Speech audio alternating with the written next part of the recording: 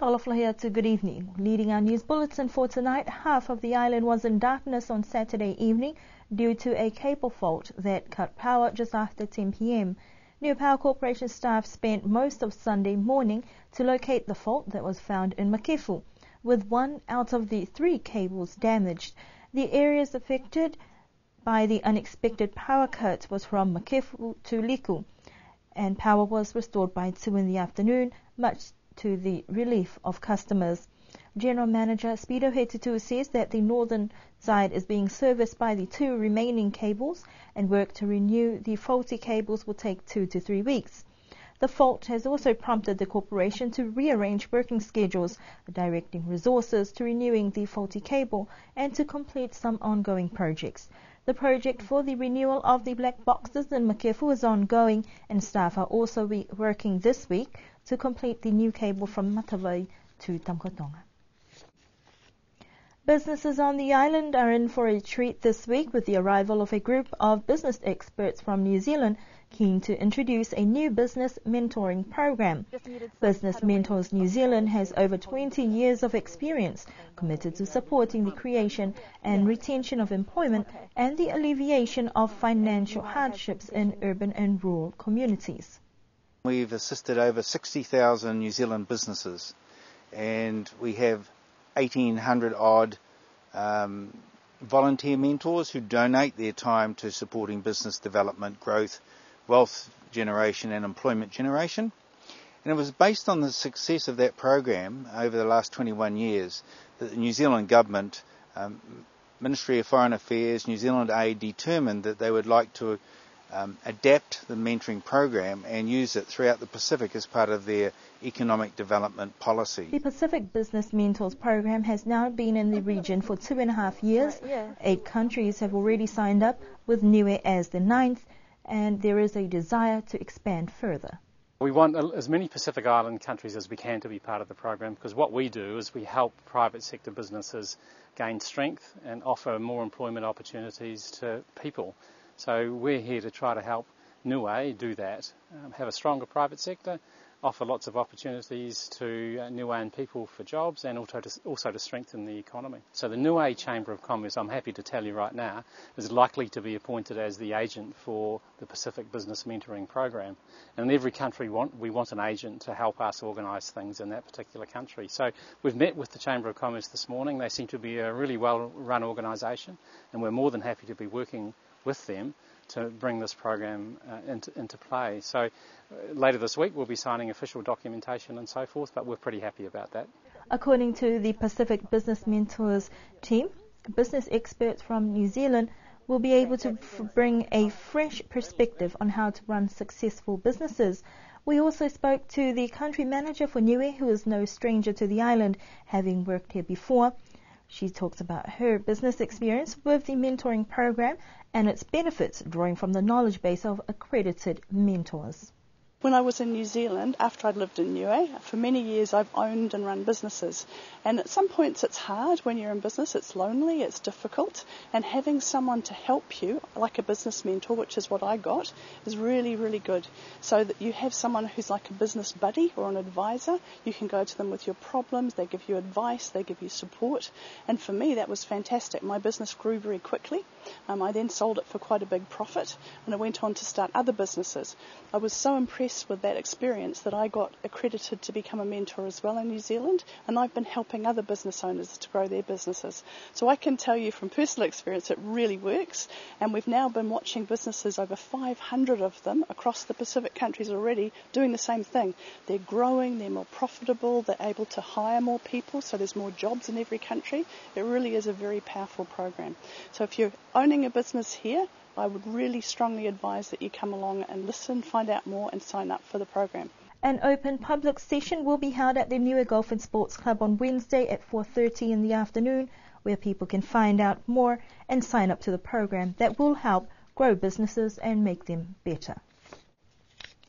The Oceania Talent Identification Program has started, and this week one of Niue's well-known sons in the field, Danny Nimani, arrived on the island last week to gauge interest of secondary school students. Danny said the program, funded by the International Weightlifting Federation in collaboration with Oceania Weightlifting Federation, aims to encourage. I think with the Olympics on, it's really put it out there, and the students know what it's like. I had a few students ask me today, about weightlifting, and also I've been doing some training with the local powerlifters as well, from a different sport, but they've been asking questions about weightlifting as well.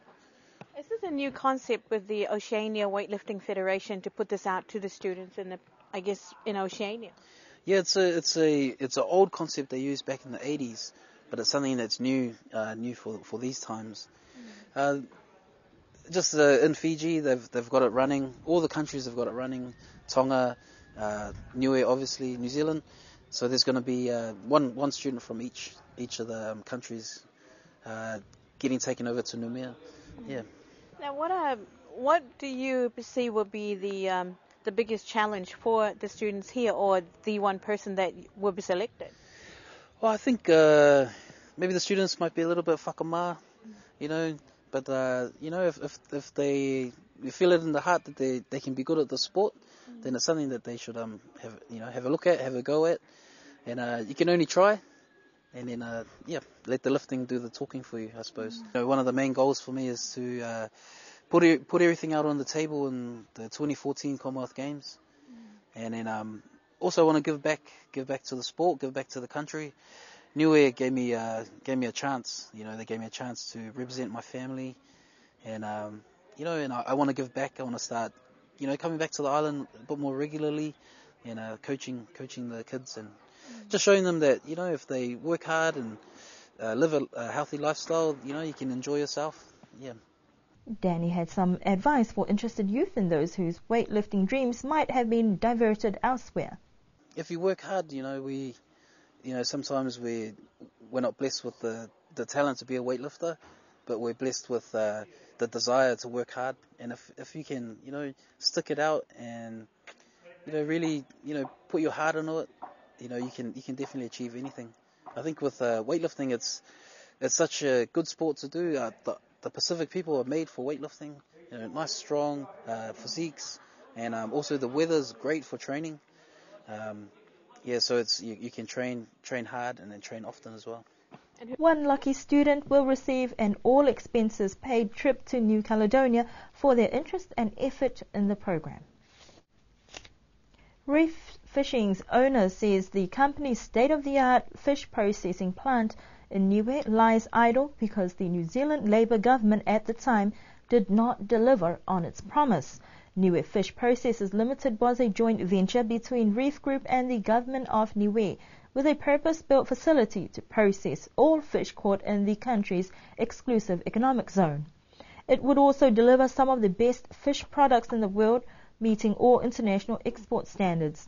Reef Shipping's Philip McNichol says the Labour government did not support the venture with any funds, despite promising to do so. The factory was last used more than 3 years ago. Niue has been experiencing a dry spell for the past few months, which, according to the Niue Met Service predictions for April to June, was expected to be normal in between 354.7 to 531.7 millimeters. The actual rain observed during that time was 378.3 millimeters. The Niue Met Service weather summary released last month shows that most dominant weather features for the quarter ending in June was from high pressure systems that brought strong and gusty winds with dry and cool air. But it looks like we can expect more of this weather, with the rainfall outlook for the next 3 months below normal rainfall based on average sea surface temperature anomalies from April to June and over 60 years of rainfall data.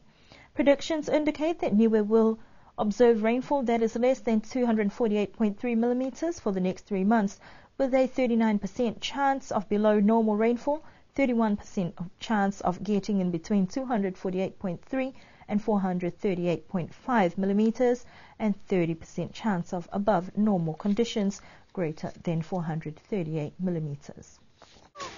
Tamkatonga's annual Showdown Saturday was just as popular as ever, as many patrons dashed to food stores to purchase some of the best delicacies on the island. The village, well known for some of the best handcrafts, had many admirers, with many requesting purchase of some of the fantastic displays, with the basket as the main focus of this year's theme. One visitor said the handcrafts display is the highlight of her trip because it is hard to find good quality souvenirs during the trips to the island. However, it was not just the handcrafts that appealed to many patrons as they visited the agricultural products to find an array of produce. Of course, a village show day will not be complete without the performances. Even though Tamkotong had a few items, they were immensely entertaining, starting with the young guns of the village to a ukulele performance to the youth, who not only produced a live HIV/AIDS awareness campaign, but a different performance of sorts can never go amiss with TMK, ending the youth performance with an indescribable show.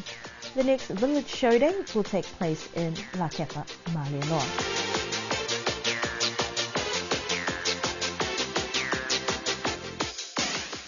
And that concludes our news bulletin this Tuesday evening. Do join us again for our next news bulletin on Thursday.